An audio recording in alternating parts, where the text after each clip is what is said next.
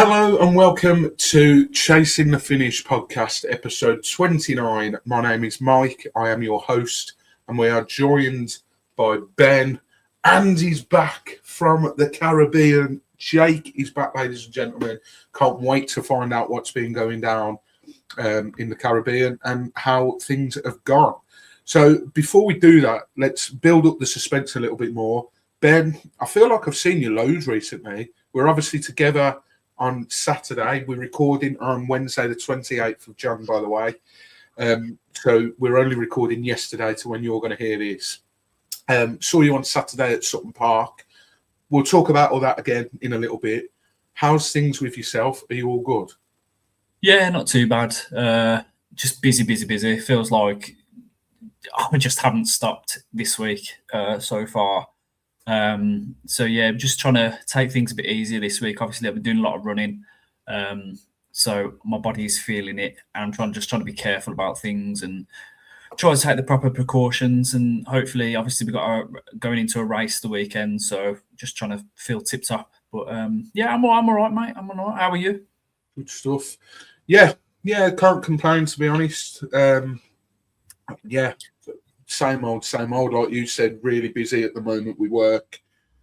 So a couple of sort of later nights and I perhaps anticipated for. So I haven't been out on a run yet this week, which I'm a little bit disappointed with myself, to be honest. I chickened out of it yesterday. Well, I got back late yesterday, got back late tonight, and obviously jumped straight into this. So really, I've got Thursday and Friday because we're not park running. Well, sorry, I'm not park running on Saturday. We'll talk about all that in a bit, and we've got a race on Sunday, as you say. So, really need to get out tomorrow or Friday, or if I can, do a little bit on both days. So, yeah, getting there. It's a busy time, and February is also going to be a really busy month for me, race-wise. So, I'm sure we'll delve into all that. But as I say, this feels weird, like where I usually used to introducing a guest or something now, but he is back from the Caribbean.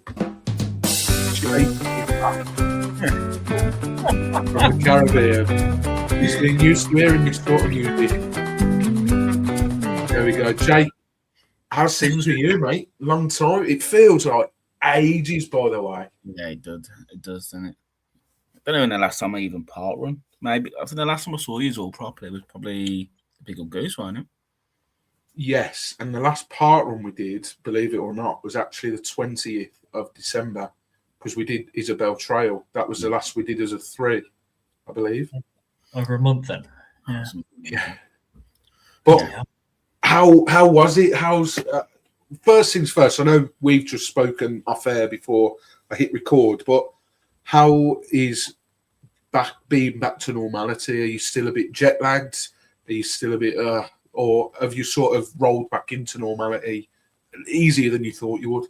Nah, I'm struggling.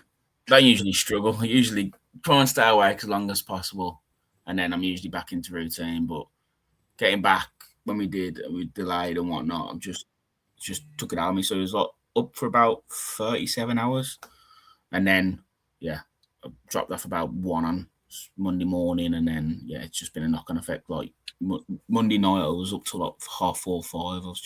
I haven't really been able to. Last night I slept well, so that was bonus, and I'm hopefully sorting myself out. I'm just knackered. I'll come back and loads of work and whatnot. So, well, you had a bit of a nightmare both ways, really. So going out there, you were delayed, and then coming back, you were delayed. What happened there? Like, talk to us about going out first, because it was quite a hefty delay, and you had to get up quite early and whatnot, didn't you? Yeah, it was from start to finish. This obviously the Friday, it obviously snowed bad then, and I was in the office, which was a nightmare. So travelled up, no issue. Once we got to like Leamington, it was clear. There was no snow whatsoever. So it was sound. And then up to Gatwick, checked into the hotel, sound and whatnot. We must have both dropped off about 8, 9 o'clock. Because obviously being up early, and obviously we were due to fly at 10:30, and obviously with it being like 3 hours, got to be there like 3 hours before 1:00. We were dropping the car to the car park, and then I think I woke up about 12:30, went on my phone and I had a text message from P&O saying your flight has been delayed. I was like, oh. And obviously didn't want to wake Tan up. And then she woke up as oh, we've been delayed. And it said 6:30 on the evening. I was like, you're having me on. So more or less like 8 hours delayed due to staff being fatigued, which I can understand working in the transport, but obviously I had the ump. So and you're just sitting in the airport because we still had to get there at normal time to drop our bags and that. So we were sitting in the airport for like however many hours, 10 hours odd. So that was fun. But dangerous game in an airport with it being so expensive as well. I think I'd have just gone and found a bar and plonked myself in there, really. Yeah, they gave us £20 each, which I thought was a bit of a sting, really. Like, you're stuck in there and you've been delayed 8 hours and that's all you get. But I think we managed to get breakfast with it, which was sound. And then we had a Nando's, so that was sound. And then thinking, we had some of the money left over, so we'll use it on the flight and that, because it weren't all inclusive on the flight.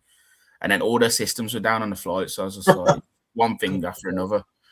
So yeah, so we didn't get to Antigua till about, I'd say about 9, and then obviously I've done a cruise before. I hate not knowing where my luggage is because you don't pick your luggage up; they just drop it to your door in your cabin, and I hate it because you're there waiting. If all I had on was a tracksuit, and Tan had a tracksuit. So even if we wanted to go out, most places you couldn't get in, and we got there. Obviously, didn't get into our cabin until about 11:30, and obviously the food and that was finished. There was like late night snacks, but went there and I couldn't eat anything. I think I had bread and butter because there's anything I could eat. So it's a bit of a washout of a day because we were meant to get there for like 2 PM, so you had a full day of the all inclusive and food. So we lost that. So it's a bit of a mess. We basically just got there, grabbed a bit of food, and then went back to the cabin and tried to get go to sleep. So we try and beat the jet lag, but I think we woke up at 4:30, which happened to be like an ongoing thing. Then we're just up at 4:00, 5:00 every morning. So you're basically still in your work time. So then the first full day was in Antigua, so we just went to the beach just to try to have a relaxation day. And yeah, it was nice. It was lovely. I've got a whole itinerary done, so I can just rattle through it if you want me to. Please.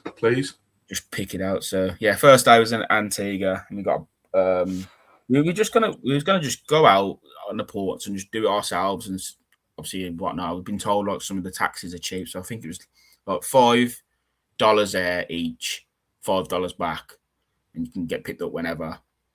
So that was sound, and it was about 15 minutes away from where the ship and that was. That was lovely, and it was cheap. So like I had obviously a red stripe, and Tan had some rum cocktail. I think it comes to like £4. Yeah, so it's sound. So it's just some of the smaller like islands, and they have their own currency compared to the like sterling. It's cheap as chips, and it's swollen. Second day was at sea, so obviously it gives us a chance to look around the ship, which I think to walk around the biggest deck like on the front, but it took us about 15-20 minutes to walk around the whole thing, just like straight. So yeah, there was class. I think there was like 8 bars and like 12 restaurants. Yeah, we ended up just lingering to the same bar every night, which had a quiz on. So. You'd never get me off that. 8 bars and 12 restaurants. Yeah, so and that first full day at sea, I was obviously up silly o'clock. So I thought, I'm gonna just go for a run. Had the mare, then I've put it on an outdoor run. So when I was running with the boat, I was like, bloody hell, I feel like I'm lighting here. I obviously looked at the thing. I was running quicker than Ben. I was like, yeah, he's slow. But then when I was running against this, like the opposite way, I was slow. So I had to delete that because I think it said I'd done 4K in 13 minutes. So good time that. Yeah, got rid of that. And then going forward, I was doing it on the treadmill because I felt I was in agony. I don't know if it was because every time I landed, the shit was going like that. So it just throwing me out of sync and whatnot. So yeah, the next time I run, I'll do it on a treadmill. Went down to the gym. Treadmills weren't live until 8 o'clock. Obviously, I was in there for 6. So I was like, well, that's planning the works because obviously there's cabins above and cabins below and whatnot. So it's like, so selfish. But yeah, so just had a look around and it was captain's night, so it was proper like suited and booted that night. So it's lucky we had a few weddings that year. Got a few suits to take with me. So, yeah, it was nice, but we didn't have anything booked, so we just went to like the buffet. So everyone's in the buffet, all in 3-piece suits and that. No, it was good. One of the bars was a sports bar, so I showed all the football. So Tan probably weren't too pleased because I'm just gonna go for a wonder and just end up in there and say I'm walking around the boat, but I'm sitting in that bar watching the football. So Well, go on. I remember going when I went to Jamaica. They had a sports bar there as well, and I thought, what are the chances of me getting them to show Watford? Because obviously, Championship, legally they could get it and they could show it, but the chances are like it's probably mainly going to be American sport. I walk in there the first day, you've got hockey, you've got American football, and I said, I don't suppose you can show my football team. We don't show soccer in here, they said. And then I went in the next day and the Man City game was on. So I think it translated to we don't show that soccer team in here. But yeah, very, very lucky to have a sports bar that showed football because, God, I'd never get off the boat. The worst thing is at sea, obviously, we didn't buy the Wi-Fi, so it was off the grid because the Wi-Fi for the whole 2 weeks was like £900. I was like, that's mental that they don't include some sort of free Wi-Fi. You get an hour free, which is nice of them. But I was like, I need to save that to when Villa are playing if they're not on the TV, so I can keep tracks of them. But every Villa game, so the Everton, obviously, going back to the flight out, obviously Villa played Spurs. So the original flight, I'd have landed just for the second half. But obviously with the delay, I didn't even know who was playing, who was starting. And then I was there itching. As soon as you landed, I was like, I need to know the score. Put my data on, instantly charged £7. I was like, so there we go. So then going forward, you put your data on, you're getting charged a day rate. So because I didn't take one of them SIMs because I thought it'd be all right. So I was just looking for free Wi-Fi to the islands. So this day 3, we docked in Grenada, or however you called it, and that was an experience to say the least. We got off, and it's only a small island, but we got off, and everyone's there, like all the locals, like, oh, do you want a taxi? Do you want a tour? And you're like, now we'll do ourselves. Now we're okay.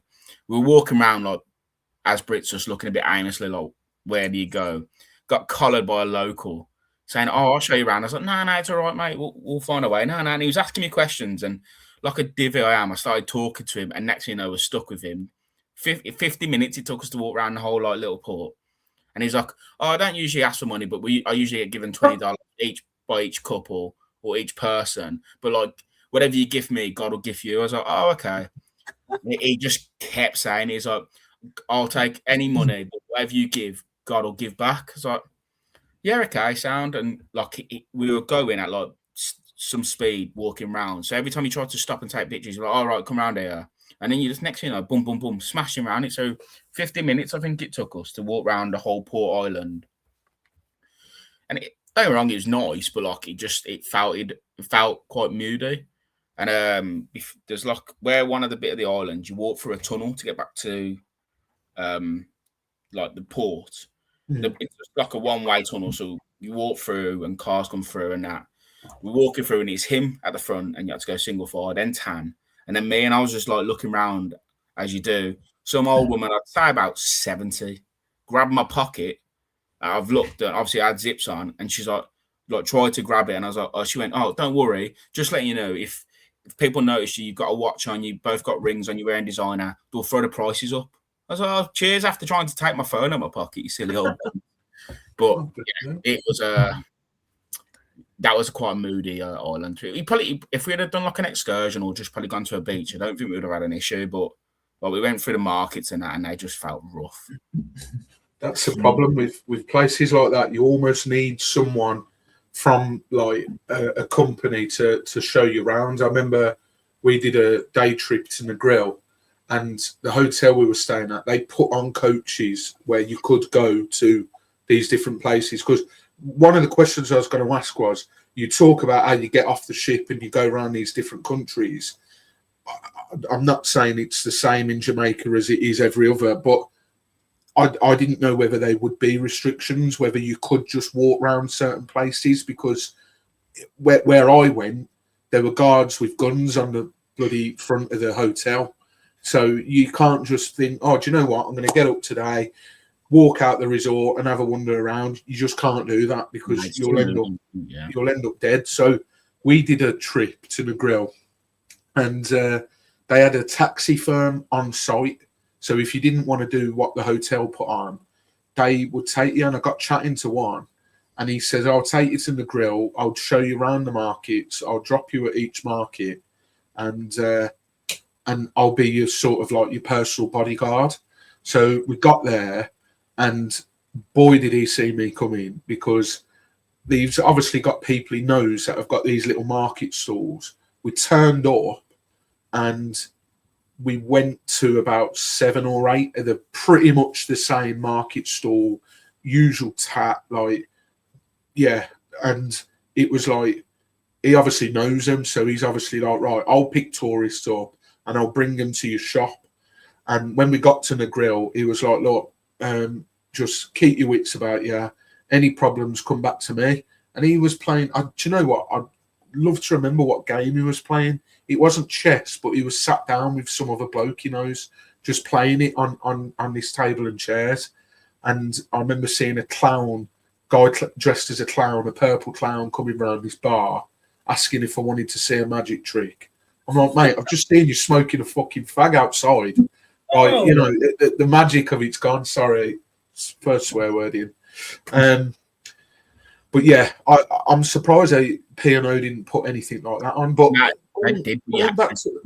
You have to pay. So there was excursions, and obviously some of them we looked at one before we went, and it was like like an ATV, what they're called, like a quad bike. Oh yeah, island, and it looked class, but it was 190 per person. I was like, nah.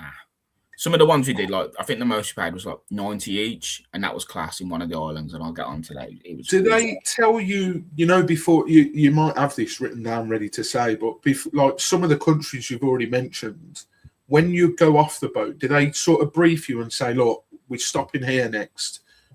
You can do whatever you want, but just, you know, don't go into this area, or don't like. Or is there anywhere off limits, or is it all pretty open? No, I think they don't. All they say is this is where we're going. So obviously you have your itinerary before you go, and they'll be like, just make sure you're back on board by this time. Otherwise, if you're not, if you go on like a P&O excursion through the cruise, they'll wait for you if something's happened. So obviously, if you do one just on your own through one and you're late or something happens, it's on you, ain't it? So like, I proper faffed, and I said to Tanya, "I'll get to like 1, 2 o'clock. Right, need to get back on the boat." I'll just sorry. But they never said any part was like rough. But I think we would have been safe regardless, because most of these islands, like most of their income is from tourism. So like if anything happens and word of mouth goes round, they just stop going to that island. So then they wouldn't make any money. So I think it's more the fact that I think it was our first day, and I'm just like, we're moving at like boom boom, doing all these side roads and that, and I'm just on alert. I like Tan kept a ring on. I was like, turn it inside out, so the diamonds inside a hand. I was like, because he kept clocking it and kept clocking the watch, and I was like, but he was sound. So I just was judgmental. But when that woman grabbed my pocket, I was like, imagine if I turned and swung, I'd have decked some old woman. But yeah, after that it was kind of like onwards and upwards. So day 4 we went to St. Lucia, which was really nice. I took a water taxi to like the main city or whatever it is, like one of the main cities. And done one of the local markets, and that's where you'd have been stuck in there because they collar you. You walk through and they just stop you and go showing you all the things like you don't know what a magnet is or a bottle opener is. They're showing you like it's like they've just discovered like gold or something. But it is cheap in there and whatnot, but it is hot. Like there's no aircon, there's no like anything, and it is just hot. I was so close to buying like one of them like proper Hawaiian tops with Caribbean or like St. Martin on, but the material was knackered. It's probably not really fair on them, but it was knackered. So it was perfect for the when we ever do that wheel, because you got your Bob Marley shorts, I'd have had them, but I'll probably just grab one anyway, because I see them online and that. So, but that was nice. I mean, got like about 3-4 bottles of rum from there, just bought all on duty free. It was cheap, and somehow got it back. What's hands somehow managed to get it back. But yeah, it was nice. Day 5 was another sea day, so that's when I was like, right, I'm gonna go to the gym, and obviously weren't a treadmill, so I started doing everything and anything. And I think I left about 7:30. I was knackered. Went back, shower change, went for breakfast. Went around the pool, but I don't like sitting in the sun because I burn. So I said to Tan, I'm just going to go for a wander. I started doing a quiz on my own. And then obviously Tan found me and just started going into, there's like loads of activities on, like throughout the day, like it was non-stop. So there was singers on, there was obviously shuffleboard, table tennis. They had like mini golf on there. They had a theatre. They had a cinema. So there was, you never bored, if that makes sense. And obviously you could start drinking at whatever time you wanted to. So, yeah. Day 6 and 7, we was staying in Barbados. So my original plan before we obviously booked it, I was like, we'll fly to Antigua because if there's a cricket game on, I want to do it. I was looking and looking and there was nothing. So that was a bit of a kick in the teeth. But the first day we done an excursion, which was probably the best one because it was like 3 to 4 hours and it took us around the whole island. So we saw where like Rihanna's house was, where she was there on the island when we got there because I don't know if she's pregnant or she's due to be giving birth or whatever it is.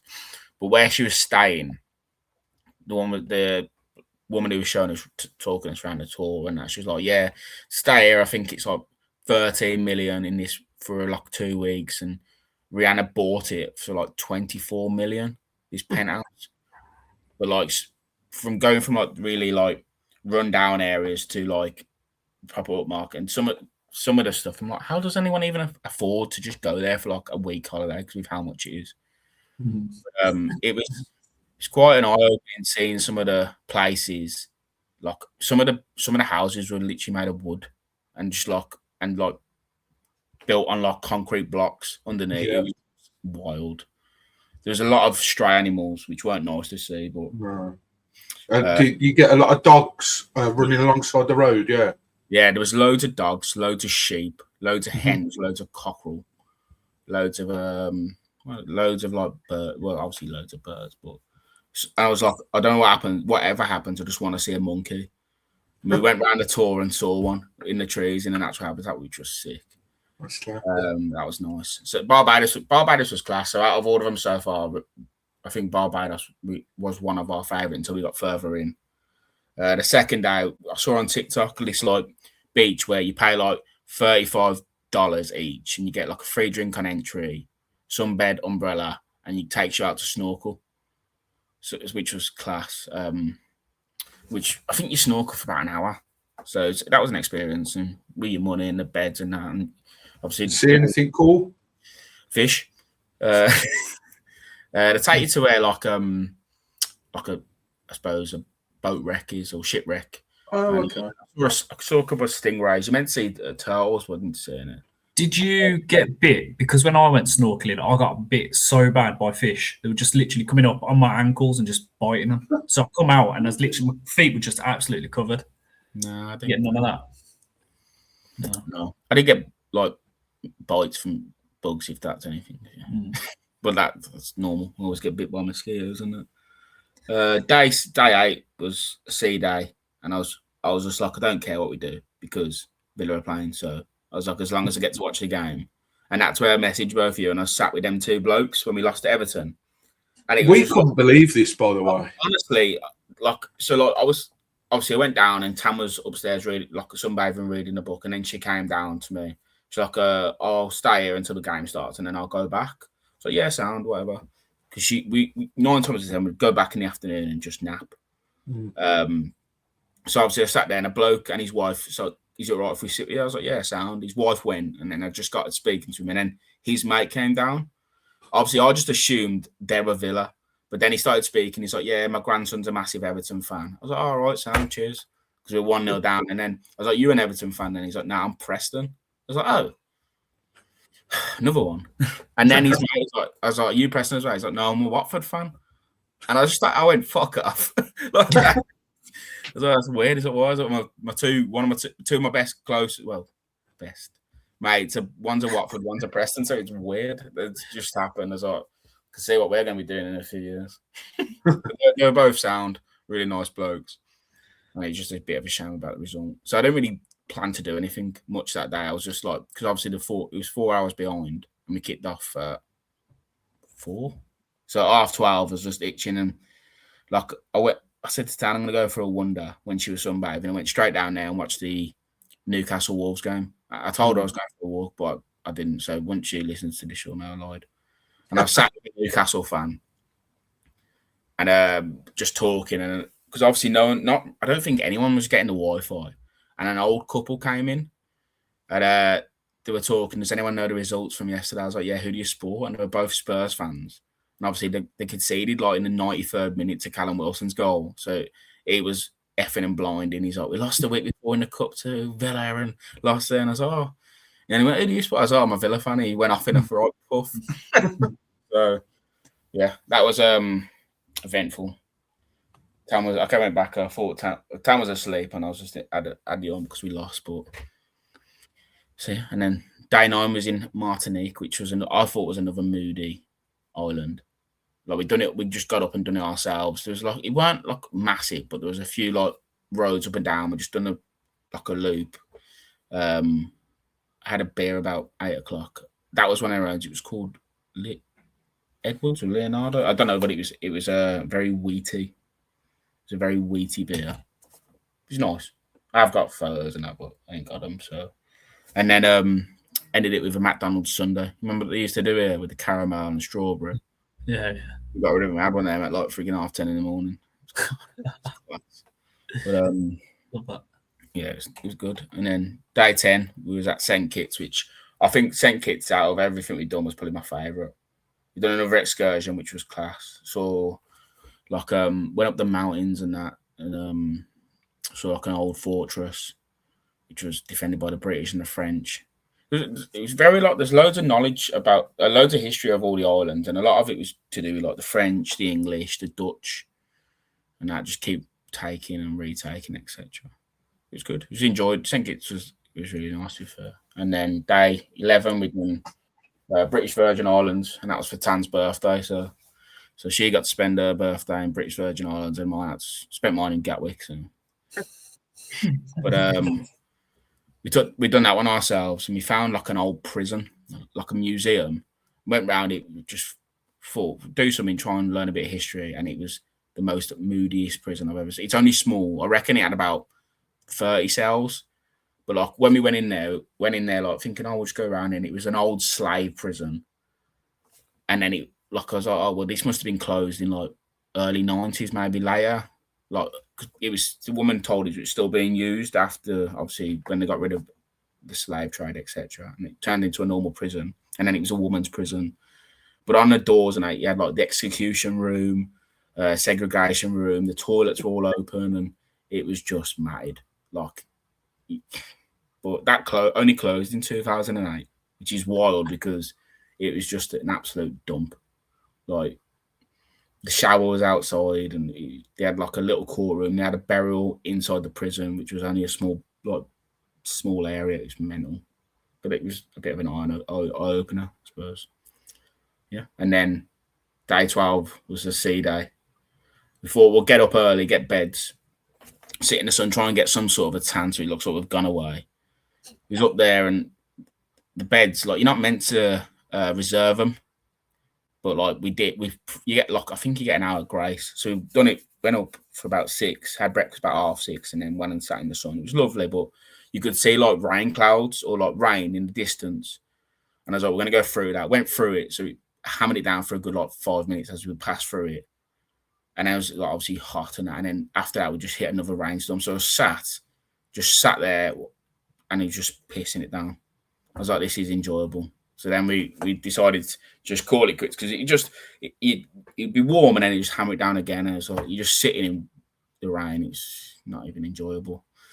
So then we went back and packed because obviously we were coming close to the end, and then watched the Villa in Europe against Fenerbahce, and that was good. Managed to watch that in the room because they had in the room they had all these movie channels. We had about 500-600 films, series, and they had live sport in the room, which was decent.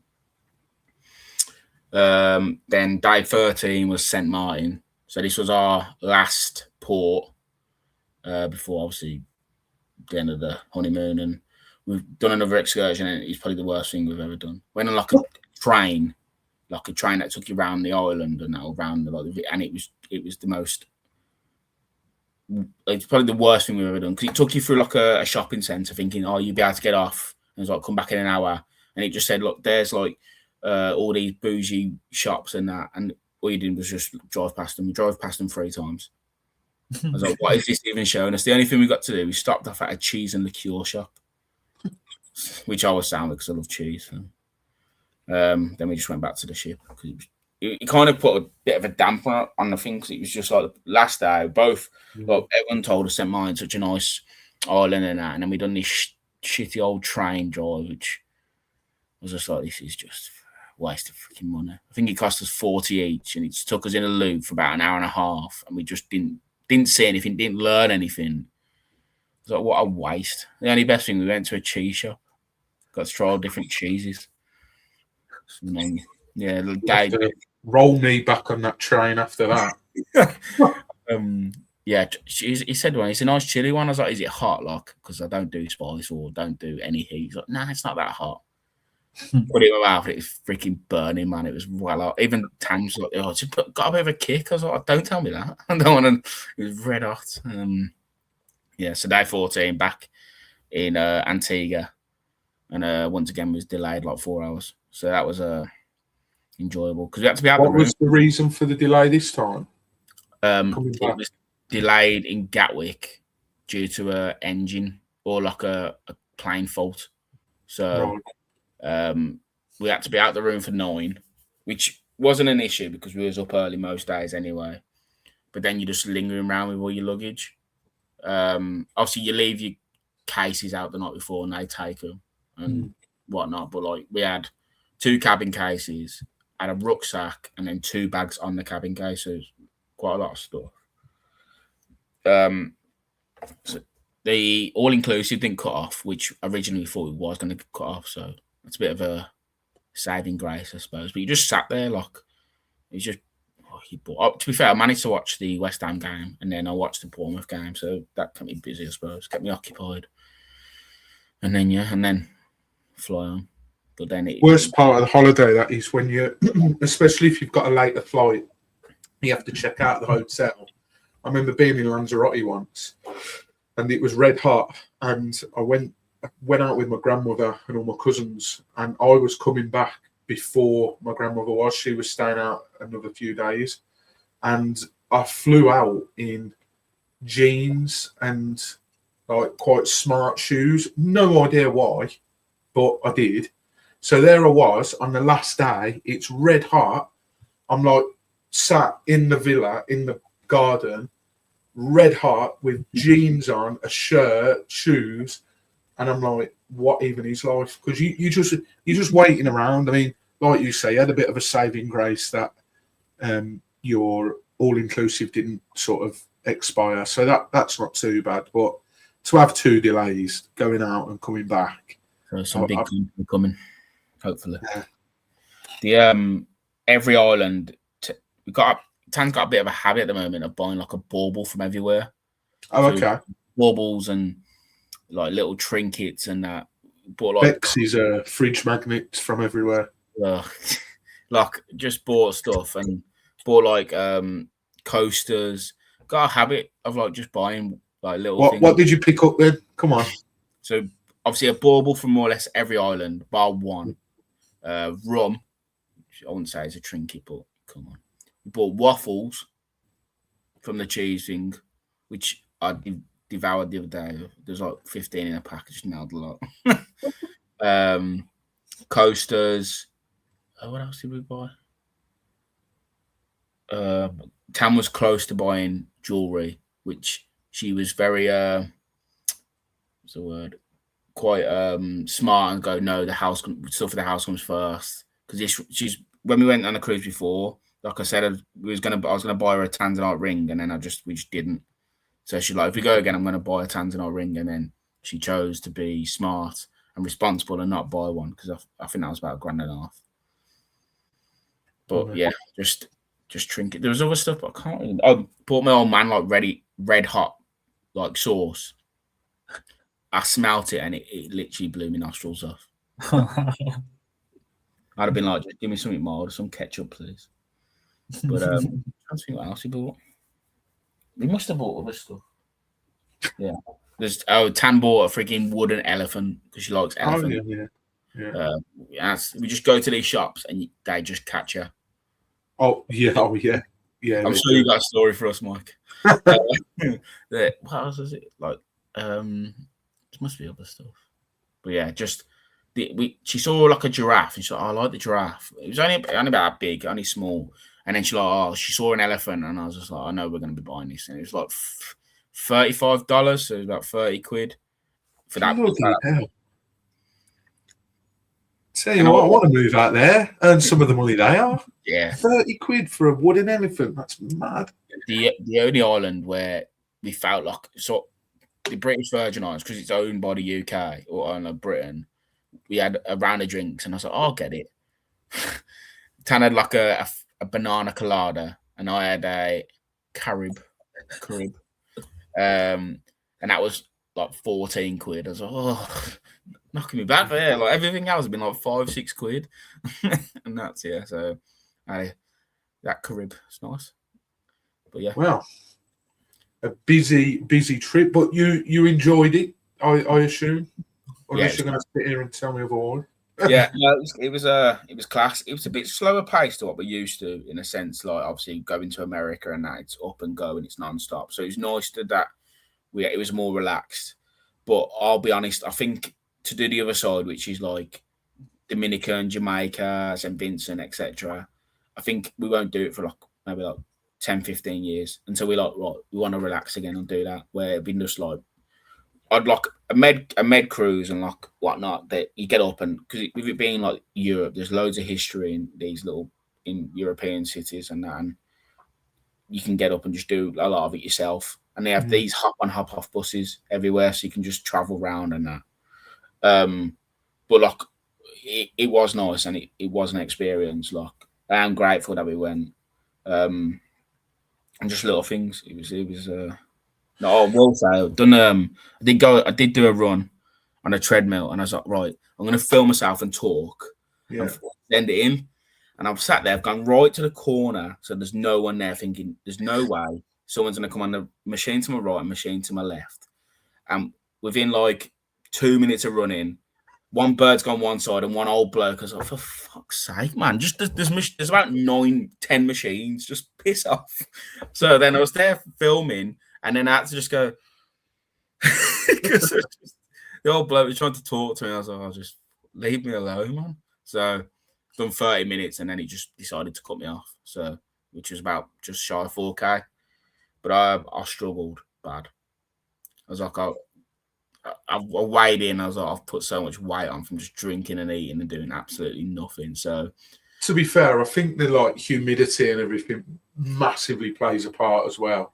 Like, and you're on a different body clock, and I mean, fair play for getting anything done. To be honest, you're on your honeymoon, so the fact that you even got out was good. But that's what you want on a honeymoon. Something slow pace, nothing too sort of OTT. You want to go there and just relax, and it sounds like you did just that. So very, very good. Well, you definitely need it now because now that you're back, you're jumping straight into a house move, aren't you? Yeah. How's that all coming along? Yeah, good. We get the keys Friday, so go pick them up, and then we're away the weekend. But we're back Sunday, so full force Sunday. Book Monday and Tuesday off to start taking stuff over. And so you said to me in a message that you on about ripping stuff out. Are you fully going for it? Are you got in the whole place? Are you doing bit by bit? What's your plan? So it needs a new kitchen, obviously a new bathroom. And there's carpet. So the carpet looks reasonably new. But obviously, Tan don't like the carpet, so that's gonna go. And then obviously you generic painting and decorating. So I've got a busy few months. We've obviously trying to run as well. So I think my plan is to either once I finish work or when I'm working at home, either a little bit earlier and try and get off a bit earlier, or as soon as I finish, go over to the house, do what I need to do, and then I might run back because it's when you ran to me, it's about 5K, weren't it? Ben? Yeah. Do that, and then once, obviously, like say a weekend, I said to Tan, like a Saturday when we're working, if there's no football or whatnot, we'll either do part run. So like she said, she'll just crack on because she's quite handy. To be fair, hands on Tanny, she's like more hands on than I am in a sense. She put her hand to anything where I'm just absolutely fucking useless. But so I'll still be doing part runs because it gives you a bit of a break in a sense. So yeah, I'll still be able to do them. But yeah, I'm looking forward to it. And hopefully, we're hoping we'll be able to probably move in maybe like early April. So that'd be nice. So cool. Who have you bought it with? What estate agent? Oh, now you're asking. The yellow. Oh, Melvin Dames. Yeah, them man. I've got a weird knack for knowing estate agent sites. I just saw Ben shaking his head. Okay, that's not too bad then. Very full on. Yeah, no, well, I wish you all the best for it. And yeah, if you need help with anything, I'm here. I feel like that part of the conversation should have been away from camera. But yeah, you know what I mean. But yeah, no, well, very, very busy. And no, that sounded brilliant, that did. I really enjoyed hearing all about, because you might think, if you guys are listening, you might think me and Ben know this already. That's the first time we've heard of like the run through of what happened in the Caribbean. So that was news to us as it was to you guys listening. We are going to talk a little bit about running now, seeing as though it's a running podcast. Ben, I mentioned at the top of the show, me and you saw each other on Saturday. Yeah. We did it. Well, I did it. You weren't the one that was putting it off. So you were fine, but I conquered my fear and we got something part done. You did? And it wasn't as bad as you thought, was it? No, it really wasn't. Look, a lot of this is covered in the vlog. So if you haven't already, it's on our YouTube channel.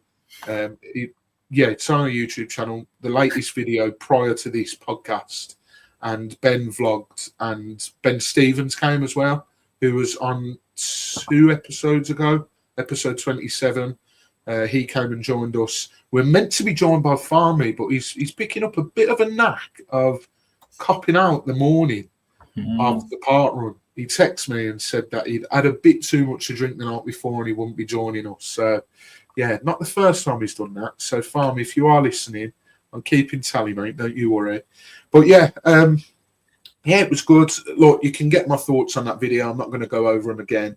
The numbers on it suggest that most of our listeners have watched it, which is great. The numbers have been good on it. Again, we've had some new followers. We've had some new subscribers. So if you are one of those watching this for the very first time, thank you very much for hitting that subscribe button. I believe we're on 81 or 82 subscribers now, which, considering when we signed off on the last podcast with Ross, I think I was asking people to hit subscribe so we could get to number 60, or was it to get to 70 because we were on 69? Either way, we've had quite an upturn, a few subscribers, which is very nice. So well and truly on that road to 100 now, and I think that's more than doable. Let's say by the end of February, it gives us a month. It gives us exactly a month from today when we record. By the end of February, it'd be nice to get to 100 subscribers. So if you have stumbled across this video and you've not subscribed, you know where the button is down below, next to the like button. Do us a favour and hit both. That'd be brilliant. But yes, the video is on there. Go and give it a watch. Give it some love. Give it some support as well, because I think we've mentioned a couple of times now already on the podcast over previous episodes that I think we're going to be I think that's going to be more our thing, to be honest. These vlogs where we can, obviously, you know, we've all busy lives. You know, Jake's moving house, and we've all got busy lives and everything. So it would be nice to do more events together, but we're going to try and do these vlogs as and when we can get together, whether it be just two of us, whether it's just one, or whether all three of us are there. And that's hopefully going to be our bread and butter with these podcasts on the side. So, yeah. Rob was a character, wasn't he, Ben? He was. It sort of come out of nowhere, didn't it? Well, I was just sort of interviewing Ben Stevens, and I could see you in the distance looking a bit, I don't know, I don't really know what was going on. You looked like you were in a sales pitch or something. And yeah, I don't know. And then obviously kind of, you could tell he was itching to come over to us as well and to see what's going on. But yeah, I mean, how did he approach you? Well, look, I'll be honest. I've not actually said this, so I don't know if he'll watch, or if I noticed we've grabbed a couple of subscribers for regulars that are at Sutton Park, so they might watch this and they might be laughing now. But I don't mean any malice by it. When he come over, he did the usual, like, he introduced himself, asked where I'm from, and initially when he asked where I'm from, I thought, I know what's going to happen. Every park run always, you know, talk about the need for volunteers, and I totally get it. You know, without volunteers, there is no park run.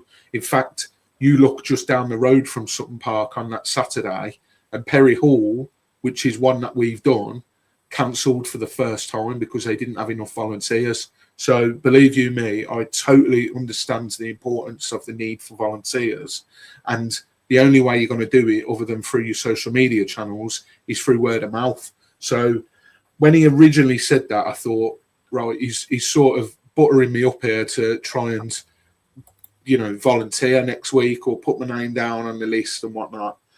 And he was taking a while to get to his point, really, which is something I'm incredible at. So really, I more than met my match. But I thought, right, he's not going to ask me to volunteer. I think he's actually going to ask for like a donation, and not for him. But I thought, you know, because he's a photographer, we obviously, every park run we do on Facebook, the Chasing the Finish Facebook, I find that park run and I like the page. So I see all of their news, etc. And I've seen that Sutton Park regularly have photographs taken. So that's obviously his thing. And I thought he's going to say, you know, I do this, and, you know, we just ask that there's a link online, and because he kept saying you don't have to say yes if you don't want to. So I thought he's definitely going to ask me for some money. And then he wouldn't tell me, like, he kept going over and over the same thing. And I think he was sort of waiting for you boys, and you were recording. And I was really keen for him not to interrupt your recording, because I think you'll know what I mean when I say this, Ben. He knew you were recording, but it's like he didn't really acknowledge it. Yeah. So I was like, does he know that they're recording? Anyway, obviously, as we see on the video, the first time he mentions it to you is the first time I hear it as well. And for those that haven't watched the video, make sure you go and check it out solely for this. They have a little challenge at Sutton Park Run to jump over the sign like it's a hurdle, and you have to look at the camera whilst you jump. So yeah, we tried that individually and as a three, and me and Ben did it, and yeah, the results are on our Facebook, the pictures itself, and then the video, like I say, is on YouTube. So yeah, absolutely brilliant character, and it's people like that you love for park run, because for me now, I'm almost making a little list, because you've got your man who did that first timers brief at Stratford upon Avon. He was by far and away the funniest first timers brief I've ever heard. And now you've got Rob. So I think that might have to be a little feature going forward, sort of little park run legends, local legends. Sorry to nick the name off Strava, but yeah, he was a character, and that's what you want at park run, because, you know, it topped off an all-round good morning. Considering I didn't feel great that day as well, and didn't sleep well, and I was a little bit worried. I didn't tell you this, but as soon as we got in the car, I felt horrendous, like almost like drained of all energy. I got back home about just before 1, And I said to Beck, I says, I'm going to have a sleep. So I got on the sofa and tried to sleep. Couldn't. So I ended up going to bed at 20 to 8 that night. And I slept for 9 hours. And I felt amazing the next day. So I don't know what it was. I'm not saying that Sutton Park absolutely ruined me, because there are much harder courses out there. But yeah, don't know what it was. Just sunny. It probably was the jump. I was a bit worried about you because, to be honest, it could have gone quite bad because you jumped over and your leg give way. Almost. I mean, I don't want to say a part of me was hoping you would, but Cool. Why would you? But, I really enjoyed the video. I thought it was class. Yeah, it was good fun. Yeah, I think it's that though that makes it, these characters and people that are there, and I just think it's just such a great way to start your Saturday. You start your weekend, and everyone's so supportive. I've seen you had a couple of comments on the parkrun tourism, Mike, from the ladies who are running around us. Oh yes, yeah, I did. Yeah, apologising for if they got caught on the video. Yeah, so it's just nice, and it's nice. Obviously, I do feel like as we are recording, you do get approached a bit more, and you do have people chat to you, which can open up opportunities like this. I think it's good. It's good. Absolutely, and I think you're being quite modest there. I think the work that you've done, people that are regulars to this channel will notice that we don't have the normal thumbnails anymore. We've got quite creative thumbnails. That goes down to Ben. These vlogs that we're able to do and the editing and everything put together, that goes down to Ben. So a massive thank you really, Ben, because I know it's hard work and editing stuff and uploading it and then doing these thumbnails. I mean, for the thumbnail for this video, for example, I sort of give you a basic premise and you whipped up an absolute masterpiece. So yeah, I'm a big fan of it. So I'm really looking forward. I'm trying to get to a point where you go, right, stop, that's too much. There's too much on there, I don't think too much is a thing with CTF. I really don't. I especially like the attention to detail. The plane on this thumbnail said CTF Airlines with the logo on the wings. So I was a big fan of that. So long may it continue. But this is the sort of thing that we're hopefully going to do going forward. So if you want to join us for the ride, make sure you've hit that subscribe button for sure. Just a bit of running news. I picked up on a few bits. So I've noticed now I tend to go and have a little scroll on our Chasing the Finish Facebook page, which if you haven't already, make sure you go and hit the like button on that. And like I say, we like a lot of the parkrun pages, especially ones that we've done. And then because of that, you get other news crop up and, things from Runners World. Well, this one cropped up and it's news, but it's not like, oh, that's interesting. It's more you could be affected because we have a lot of people that are from the Midlands that listen and interact with us. So I just saw this and thought it'd be good to mention. So Cannon Hill Park put a post out the other day, and on Monday they put this out, and they basically said that if you store your barcode or know somebody that does on your watch, now I know Ben you do, they posted about this a little while ago, but it keeps happening. They've had emails from a park runner who's getting results for Cannon Hill when they haven't taken part. In the past, they figured out that it was due to an incorrect barcode number being added to a watch.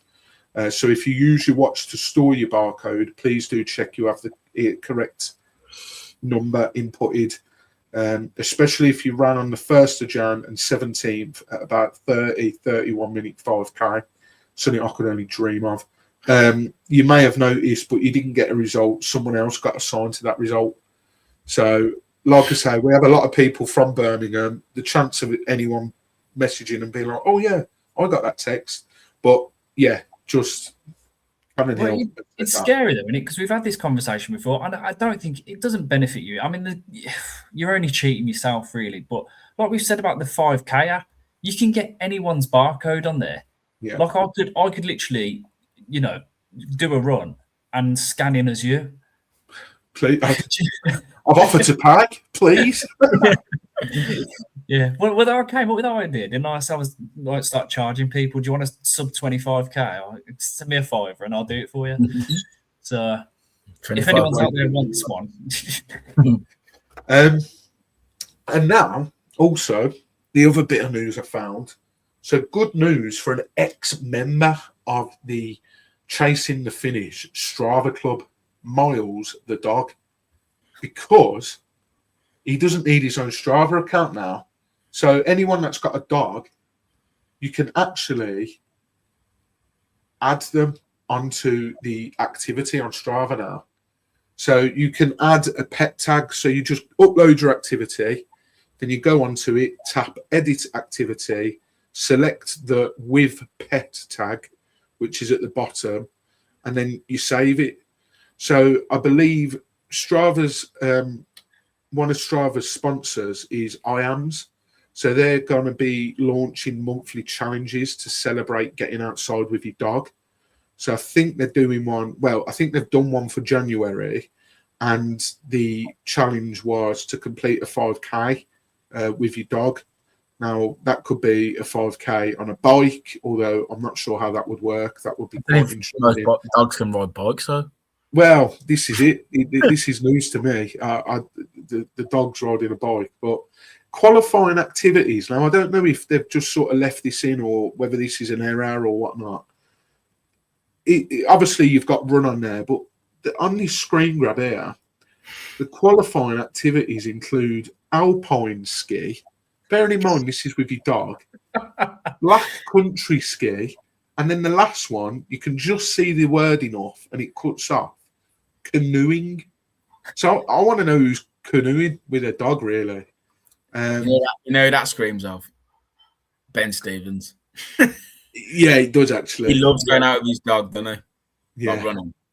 Well, Ben, if you're listening to this, get on it, because they've said that's just a start. More exclusive merchandise, giveaways and prizes coming all year long. So, yeah, there's some very, very... I just thought it was quite interesting. I know people go out a lot with their dogs, and, yeah, it makes sense, really, to be able to add on there now that you can actually say, right, I've done this with my dog. So Miles the dog, you can deactivate your account now and get your owner to just add you on his runs and stop entering a bloody group. What do you think about wearing a lead, Mike? And we try and tick some of these challenges up.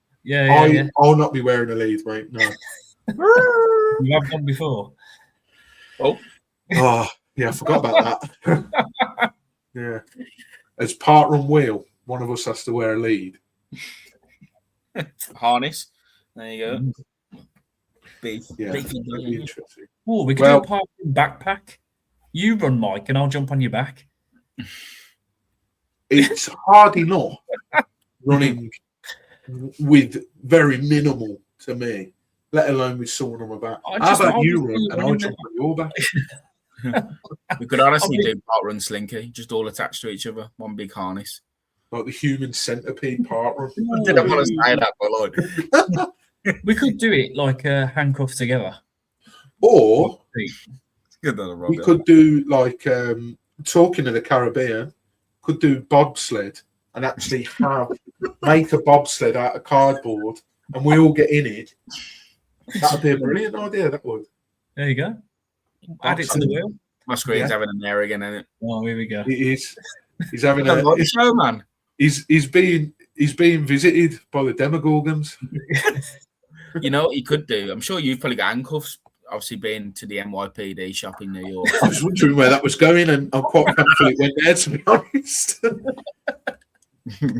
don't have handcuffs, no, but yeah. You have a lot of stuff, don't you? Well, I do, yeah. A lot of NYPD gear. Just a couple of bits to wrap up on the running news. National Running Show this week. We'll talk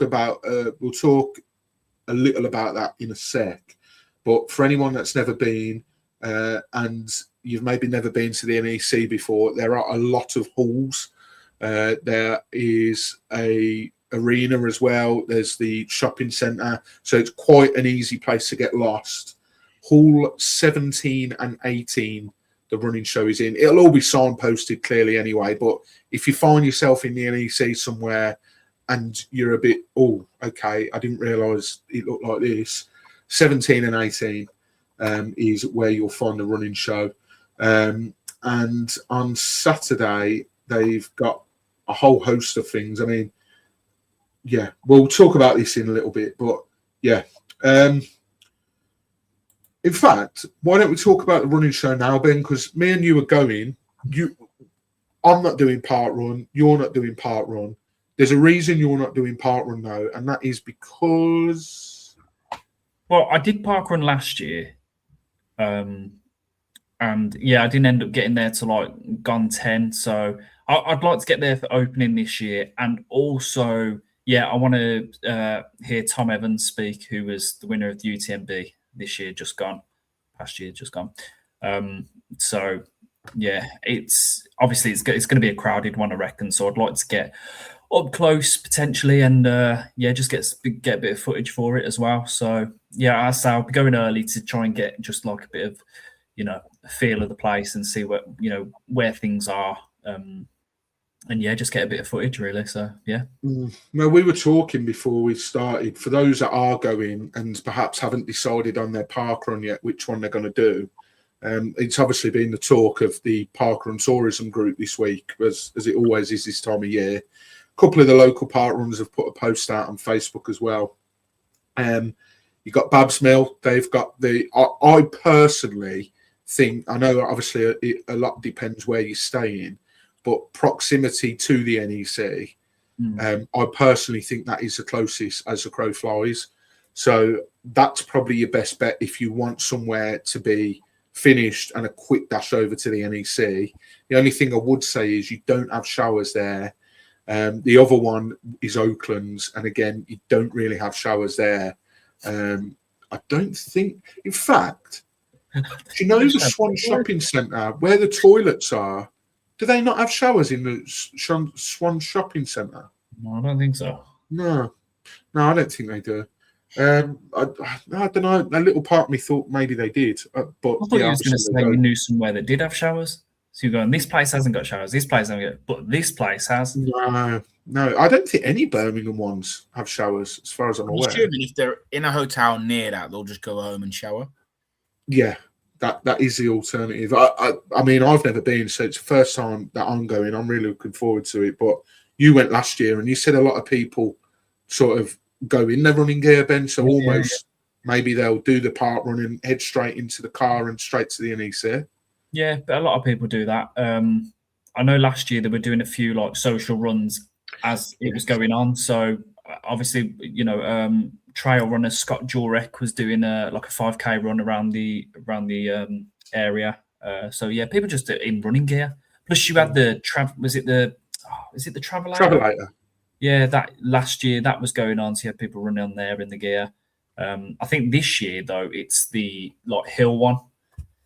So yeah, so it's obviously like it's coming down and you've got to run against it. So might have a go at that. Might be a bit of footage. See, I'm wearing jeans, but now you've said that, I'm like, do I need an alternative? You're not wearing jeans? No. I'm going to wear joggers probably. See, I don't like stepping out the house in joggers. Feel like I look like a tramp. I'll have people offering me money outside. You used to always come to college in joggers, Mark. I know, yeah. Well, I didn't care back then, Jake. Oh, sorry. I'm a different man now. Yeah, but fair, Mike, everyone's in running gear pretty much. Do you know what I mean? I know. I just couldn't turn up in my, Wear shorts then? No, because I don't want to wear them. Bob Marley shorts. Bob Marley shorts, yeah. Bob Marley shorts and a vest. Rag. Yeah. Yeah, I don't know. To be honest, I was just going to wear, obviously, again, why am I talking about this on the podcast? No one's the slight bit. Someone might be like, oh, what do I wear? What, sometimes yeah, fair enough. Like if you were genuinely turned up in jeans. Just going to turn up in jeans with that hoodie, the Chasing the Finish hoodie, and some half decent trainers. I can't for the life of me find my hoodie, you know, gutted. You've not left it in the Caribbean, have you? Some bloke knocking about in St. Lucia with her chasing the finish jumper. Chasing the finish. So yeah, I think about it, Mike. Think about it. It's one of them. I might even take a change of I don't know. If anyone's been before and you can recommend what to, I know, Ben, obviously you have, but if anyone was maybe in the same boat as me and thought, oh, well, I went last year and thought the same as you, Mike, but actually this year I'm going to do this. So, yeah, let me know. And, if I'm making a mistake or if I'm going to stick out like a sore thumb in jeans, who knows? I'm not doing park runs, so I am coming down on the Saturday and stopping over Saturday evening. I was toying with the idea of coming down after work on Friday and then stopping over till Sunday and then potentially going and doing like Oaklands or Babs Mill on the Saturday morning. But I'm not doing a park run this week. I think I said that at the top of the show. And, I'm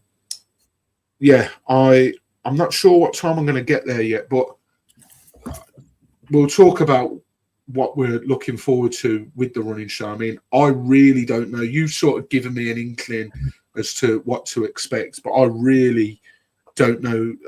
I think it's going to take me a lot more by surprise as it is. I was gutted to miss out last year, and I remember you saying, make sure you can come next year. And that genuinely felt like it was last week we had that conversation. So the fact it's here already is quite scary. But I think the big thing for me, I'm probably, my inner fangirl. Ben's laughing already. He's quarter to two. Busted. Huh? The bloke from Busted, isn't it? Well, not quite, but yeah, close. Quarter to two till 2:15. There's a talk, marathons and McFly with Harry Judd. So I very much want to be there when that happens and hopefully have a chat and a picture, of course. But yeah, I'm just looking forward to it, seeing what it's all about. I'm sure they'll have some deals on. Protein Rebel are there. We think we've still got a checkout code with them, CTF15. I'll double check, but keep talking. Yeah, so we obviously ran a competition with them, and we were giving away. And do you know what? How handy that is, because I've got one right here. Jake's going to jump at the screen here, but Protein Rebel, they give us these to try. These lads had them. I haven't had one yet. Maple Ignite, and yeah, we used to be able to get 15% off at checkout with the code CTF15, but I'm not sure if that's still the case. Ben has froze, so hopefully he'll return in a sec and confirm whether that is the case or not. But yeah, we still do. We still do. Oh, excellent. There we go. So if you want to get yourself some gear from Protein Rebel, CTF15 at checkout gets you 15% off. They're going to be there. The Great Running Company, I think that's the name of it, who do the Great North Run, the Great Birmingham one, etc. They've got a stand, all these different event companies. And do you know what? I think one thing I'm looking forward to, I've sort of pictured it in my head a little bit. Ben, you'll obviously know more, is I imagine there is an area where there's just these wall of events and you could speak to people from those companies and book something. And I might even fancy booking myself a cheeky little event. Yeah. Is that something that they do? Or yeah, there's different companies there. To be honest, I was looking through the list today of brands and stuff, and it looks bigger than last year. There's a lot. I don't know. That could be the reason for that. Could be I'm a bit more, obviously, having this year. I'm not more into running, so I know a lot more brands now and that sort of thing. Yeah. So, whereas the first year was quite new to it, so just kind of I knew what I started to get into. Whereas now I know a hell of a lot more. But it does just seem, on a whole, like more brands are getting involved with it, and it is becoming bigger. Just like running is becoming bigger. So. Yeah. There's tons of stuff to do. Honestly, you'll be trying to rush around and try and fit everything in. To be honest, so yeah, we'll be good. Yeah. Lots Yeah, bring your wallet as well, Mike. Yeah. I think, yeah. Because I know that I think they do like gate testing and stuff. So I know you've already had it done, but it's one of them. You might be out. You find a new pair of trainers. I am on the lookout for a new pair of trainers. Absolutely. So yeah, definitely something that I'm just looking forward to. It'll be good to see if we bump into any one of the listeners. If you're there and you spot us, we'll be in our CTF hoodies. So come and say hello. It'd be great to actually meet some of you face to face. We've met a fair few face to face from the Centurion Runnings Club. There's a reason I mentioned that. I'm going to seamlessly go into the next topic in a sec. But yeah, if you do spot us and come and have a chat, and we're going to try and get some filming done on the day anyway, aren't we, Ben? So hopefully get a bit of footage from whatever it may be, and then we'll go for a little debrief and have a drink, and then go in and maybe return, and yeah, we'll try and put something all together for the day on Saturday. And then we will be seeing each other on the Sunday as well, because it's the Centurion Grand Prix race. Now, we were sort of talking about this the other day, and we talked about this in the group chat yesterday as well. You were a little bit worried that you might have picked up a little bit of a knock for it. So first things first, are you okay, or? Yeah, it's basically just shin splints. Obviously, I had a bit of time off running and then coming back to it. Obviously, I did a bit of hill training last week as well, which I probably just put too much on myself too early on. So, which I was surprised with. I didn't think it was going to be like that, considering, it was only November. I was doing a marathon and I had no issue whatsoever. I hadn't ran 3 weeks before that. So I don't know where this has come from. But yeah, I'm going to probably just take this week easy and then go for it Sunday, see how it feels. If it's still hurting, then we just go ice baths and just try and stretching, doing the basically the same routines that I did to get rid of them before. And well, I was going to say, your plan is to rest this week and then go for it.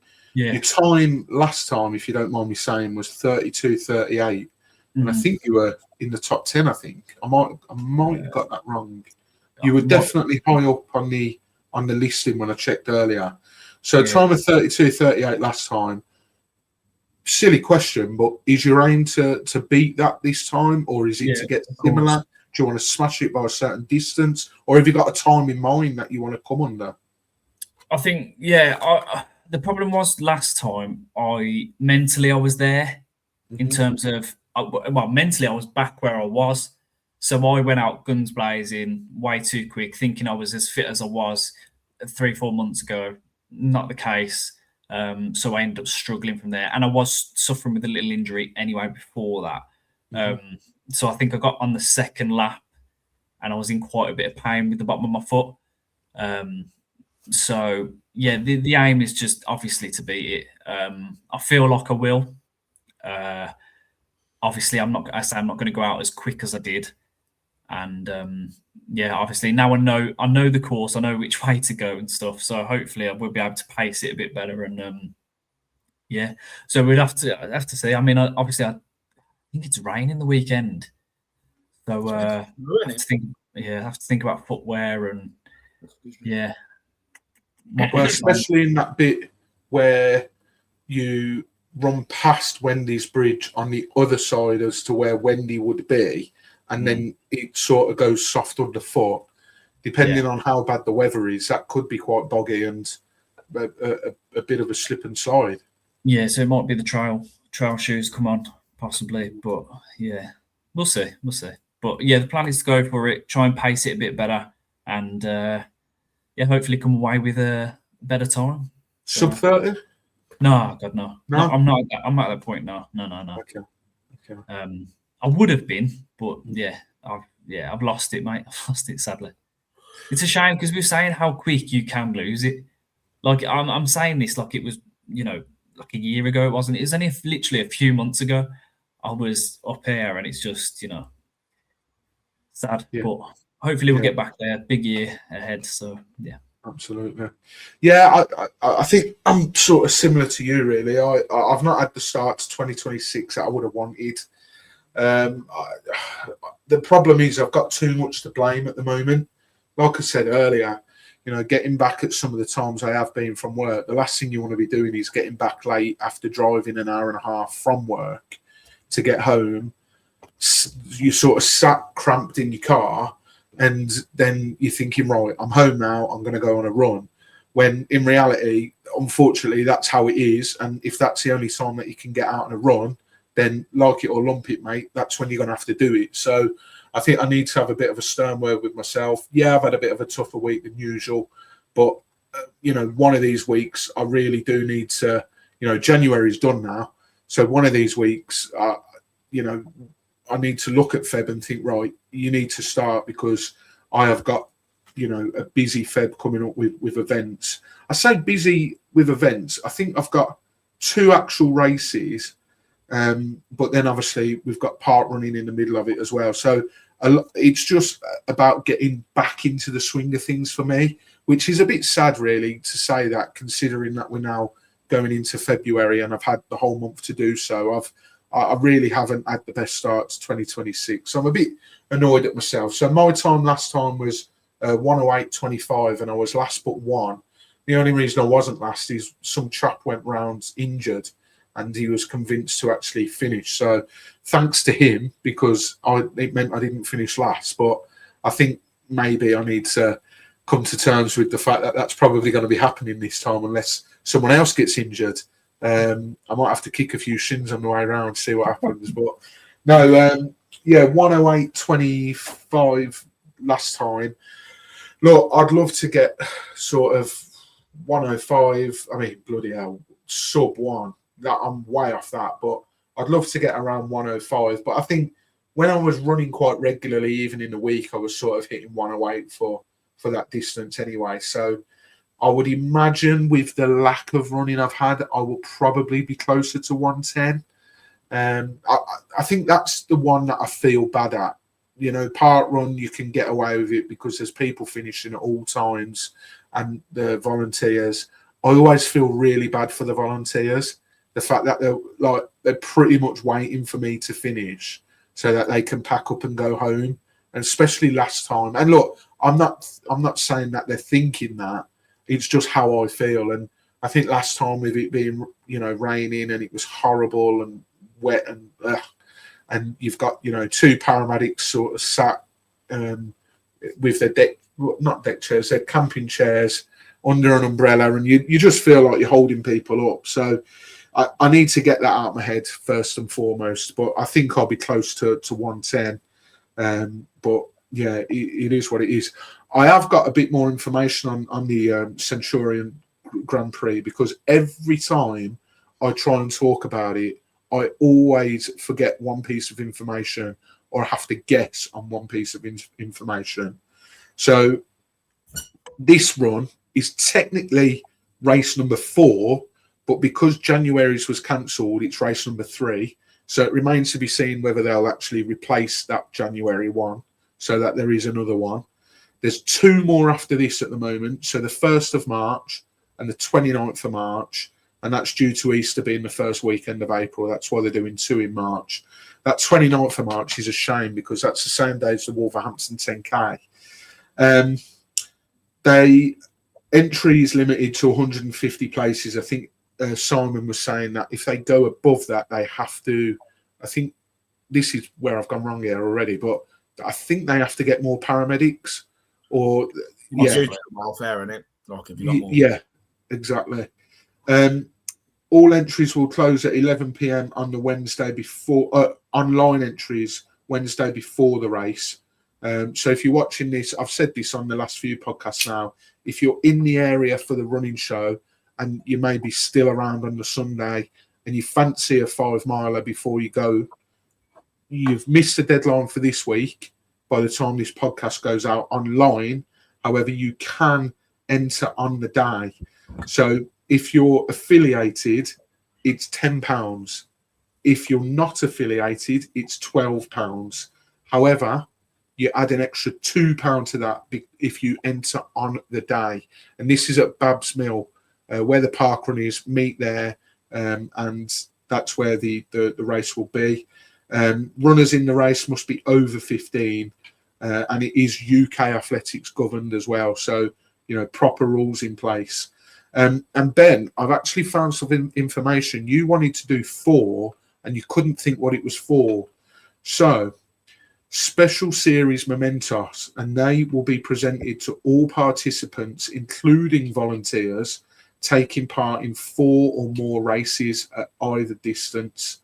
Anyone who is injured or unfit, if you help at the event, this will count towards a series. So you need to do 4 races to get the memento. You've only done, this will be your second, and presuming you'll do the Wolverhampton 10K with us, you're probably going to miss out on that unless they schedule another one in. Yeah, that's the only way I can get one, is if they reschedule it. And then it also being on, a day that we can do. So, yeah, it's not good. I'm looking at that 1st of March one, and I think I'm in Watford the next weekend after that, but I think I might be able to do that one. So there's a possibility that I could come down for that. So yes. Well, you could be in a shot yourself then, really. Yeah. Well, we'll have to see if they reschedule. That's the big thing. So yeah, it's we probably. I don't know if you'll record. Will you? You'll be too focused on running. Yeah, so I don't feel like there's much to do with it, really. No. I mean, it's been done already, hasn't it? So I think we've said we'll do a little bit of a finish line thoughts. Again, we did one after the last race, just to sort of sum up how we've got on and our feelings. So there won't be a vlog as such, but there will be a finish line thoughts. So, well, I'm shooting up the running show again on Sunday, so I'll be going straight up after. Yeah. So. Yeah. Well, before we completely wrap up, we have had a question from a listener. So Carl Lewis, who we met at Isabel Trail, absolutely top bloke. He's got 2 questions. So he said the first question is the grown-up question, and you can both answer this because I'll be both intrigued knowing what your answer is, because you've both done this. He wants to know, and Ben, will come to you first, when is the right time to leap into the big distance leagues and go from 5K to 10K? I think as soon as you're comfortable with that prior distance. I think if you've got 5Ks under your belt, you're happy with your time, there's no reason you can't just jump up. Whether it's... See, I'm trying to think if it would be more beneficial if you just kind of, the first time doing that distance, that up distance, doing it at an event, just to see if crowds, the occasion pulls you along a bit if you are struggling, rather than doing it, out on your own. You might struggle. It's easier to sack it off if you're not feeling it. Whereas if you get comfortable with the distance and then jump up, do an event, I just feel like there's more there for it, more achievement, more, So I'd say that's my answer. Yeah, absolutely. I think, I don't know whether Cole's asking because he's not done that yet, but I know his big thing has been parkrun and sort of building that up. And he's been working a lot on getting his time down, because we obviously get him up. We've got him on Strava. We've met him and chatted to him, and he's regularly getting sub 40 park runs now. So I think he's been chipping away at the time. But Jake, coming to you, at what stage did you think, right, okay, I'm ready to do this now, in terms of 10K? Yeah, I think once I've done, obviously you do park runs and whatnot, and when obviously I've done the Solihull and I got the feel for events, and I booked. I think it's more the fact, right, I'm booking a 10K, so I need to push myself out my comfort zone. But I didn't jump straight for a 10K. I just went, right, I'll do like 6. I'll do like 7.5. So in my head, there's like, well, I could do 5 because I do 5 on a park run. So if you could just break the barrier and go past it, and then I don't know, like, obviously I had Worcester booked in, then also I was like, I need to go out, I need to get a few under my belt to see if I can do it. I know I could do a 5K. Obviously I don't run it consistently, but I can do them. So it's just doing. It's if I could push myself and what's my mental state in doing them. So I think it's down to yourself really. You just gotta either bite the bullet and just get one in. You do your 5. He's obviously got his 5K route, and then just either do it again or add a bit more on. Just start like little baby steps. Because once you've done 5K and then you do 6.5, then you can do 7.5, 8. It's just one of them. Like the lad at work, because I've been banging on about Wolverhampton at work, and I think a few might do it. And he's like asking because he works in miles and that. I was like, it's if you can do 5, once you've ran up to 5K, you're on your way home. So obviously, you can do 5. So then next time you do a run, just do 6.5. So if you haven't managed to do 10K, you can do 6.5, and the last 3.5 will push you through because you're on your way home. There's crowds about. You'll follow through for it. Yeah, no, I think two really good answers there, and Carl, hopefully that has answered your sort of fears. And I think I won't add too much because between the two answers there is pretty much what I was going to say. I'm very much of the opinion of sort of get it booked and almost it might be a bit crap, but worry about it later. I think Ben's spot on in what he says. I think my first 10K was an event. And that will push you through. And I think you'll surprise yourself. I say this to loads of people. I mean, to use a really recent experience and good example, we had Ross on the pods, the orange running guy, last week. And he was talking about he's not done a 10K event yet. He's booked in the Wolverhampton 10K, funnily enough. And he was saying that he's sort of slowly built towards the 10K distance. And then I saw on Strava today, he's gone out and done a 10K. So I think, if you book it, that realization then hits, right, okay, whether I'm ready or not, I have got to do something about it. I have got to push myself over the 5K mark because I think you're comfortable at a 5K. You are going to have to build on that, as Jake said. And I think you'll surprise yourself. You'll get to 5K and you'll think, right, your body will think, right, this is normal. You just push yourself that little bit. Just go that street or two further or that end of the road further and then turn around or put yourself in a position where that's the only way you can do it. So run a certain amount out and then think, right, well, I've got to get back, so I might as well run. So I think you'll surprise yourself, Carl. So thank you for the question. And then the unserious one, which I think is quite funny. I don't know if he's based this on me, but he said, would you rather run with someone who chats incessantly or someone who makes loud, heavy breathing, grunting noises? I think he's just describing me. So, Ben? I don't know. I don't mind the chat. I'll never forget this time I ran at Babs Mill. There's I couldn't see the bloke and I didn't even want to look back. But all I could hear was, it's like, what the is going on behind me here? I say the fact that I couldn't look back, but it was literally for about a K and a half to go. I thought, I've got to get away from this. So I think, it's got to be chat, probably. I won't mind it. What about you, Jake? I don't know, because I struggle to chat and run, and I struggle to breathe and run. So I think I'm stuffed either way.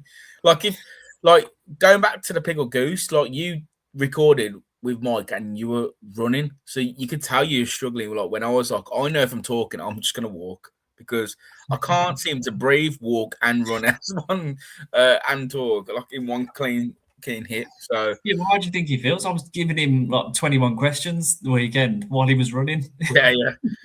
This or that, and you're like, please stop talking to me. I can't breathe. I said that, and Ben cut it out the vlog. I thought he was going to keep it in for comedic value. But I said, I hate when you get the camera out because I have to talk. Yeah. That's the only way I get Mike to run. I just put the camera on him and he starts running. I feel like as much as sometimes I enjoy just running on my own because it just clears your head, it's always nice that you could, right, I'm going to run with someone today and just talk. But even if, like, when we done Leamington, like, we were speaking and then we're just silent and then speaking, so... Yeah. And I No. could pretty much talk to anyone. So, like, you heard me talking to the bloke behind you about nap time, which Yeah, that was weird. That was. Yeah. cheers. Yeah. To be honest, like Ben said, you hear some people at parkrun, and you hear them before you see them. Like some of the noises coming out of them. And I mean, look, I really struggle with my breathing because I'm overweight and whatnot, and I'm not quite as fit as I want to be. But never once has my body been that out of breath that it's made me gasp the way that some of these runners do. Like, I genuinely don't get how you can be so out of breath. Like, I just don't get it. Like, I struggle. I really deep breathe, but I don't make some of the noises that these runners make. But look, maybe I'm the mug. Maybe I'm the one doing it wrong. Maybe that's what you're meant to do. It's like when tennis players play. Some of the noises that come out of there, you have to be careful that the missus don't hear you watching tennis. She might think something else is on, but you know, it's like, why are they doing it? So yeah, I think to answer your question, Carl, I think I'd rather run alongside someone that chats, because as well, when you're chatting, it does go quicker, generally speaking. Like I think I said it on the vlog at Sutton Park, or it might have been after. I couldn't believe how quick that went. Like, me and Ben are chatting, and next thing you know, on the video, he goes, right, we just hit the 3K mark.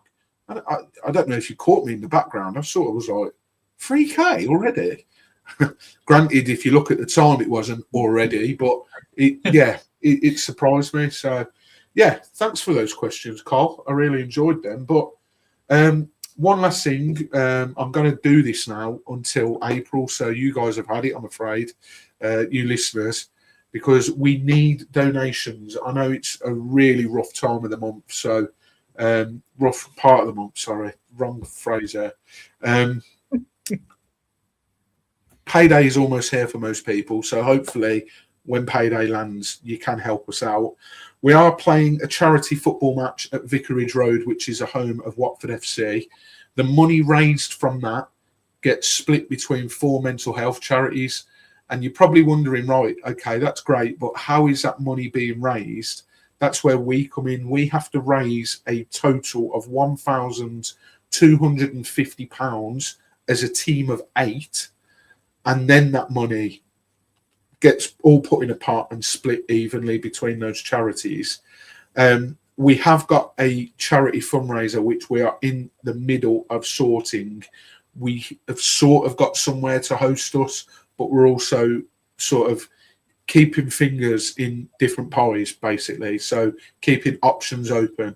That is a saying, Ben, before we start laughing. So I thought I'd said it wrong, but that is definitely a saying. So, yeah, there's a team of 8 of us, obviously us 3. Ben Stevens, who has been on the podcast, Tom Hodson, who has been on Finish Line Thoughts, Chris Pritchard, who has been on Finish Line Thoughts, and he was Quizmaster for the Christmas special podcast. Cam Smart, who's my brother, and he's been on Finish Line Thoughts, and he's done a special guest episode as well. And then the 8th player this year is a close friend of mine who hosts with me on the other podcast I do, Ben Ayton, who is now a keen runner as well and a regular listener to this podcast, who I'm sure will probably feature one day on this podcast as well, hopefully, and another fellow Watford fan. So that's the 8 that are doing, that are playing. We are team chasing the finish. As I say, we have got a treadmill challenge sort of in the middle of sorting, but we are going to be doing that, providing, you know, the stars align and the gods allow us to. So that will be happening. We're hoping in March. We've got a sort of rough date, but I don't want to let too much out the bag just yet, just in case things go belly up. But we're very close to securing a date and a venue, let's put it that way. But in the meantime, before that, we do need to keep raising money. So any funds you can sort of part ways with and spare would be absolutely brilliant. The link is in, I'll put the link in this video to this YouTube video. And if you listen on podcast, it will be in the description of this podcast as well. It's on our social media, or if you don't want to do any of that, drop us a message and I'll send you the link on our socials as well. So as I say, any funds we can raise will be a huge amount. Time for the weekly dropping of the songs into the, I was going to say, throwing you lot under the bus. You're pointing downwards. Is that because you're saying you've not got one bit? No, I give you 2 last week, so Jake can. Yeah, Jake, Well. have you're always a music man, you are. So you'll defo have something. What you got for us? Give us 2 if you want. You've been away. Sure. I'm gonna go. What was the one I was listening to the other day? Talk amongst yourselves at home, guys. Yeah, I'm gonna go sticking to the Caribbean theme, I suppose. Wonderful world, beautiful people. Jimmy Cliff. Wonderful. What was the song? Wonderful World. Wonderful world, beautiful people. Wonderful World, beautiful people. Jimmy Cliff. Okie doke. That has been added. 61st entry into the playlist. Give us another one then. I'll go Glamorous Fergie. Oh, true. What's funny then? Glamorous Burger. No, I said tune. Ludicrous. Yeah. Very good. Judgment. Easy, yeah. I said tune. I said what a tune. He did say tune. Any tunes? No. Got any tunes? Ding, ding, ding, ding. No for your throat. I've got. I thought that's the video you meant. Yeah, it was. Yeah. It was. I wish I had that video to play now. That is a brilliant video. You got any tunes? Ding, ding, ding, ding. No for your throat. The song that I'm going to put in is I heard it on the radio the other day and I'm trying to pin it down and I do not know how I did. It's Fred again with Sammy Virgie and Reggie, Talk of the Town. That's going straight in my basket. 63 entries on the CTF running music playlist. So make sure you go and download that. But thank you very much. Bit of a longer episode tonight, but we had to find out all the details from over in the Caribbean. We hope you've enjoyed this podcast. We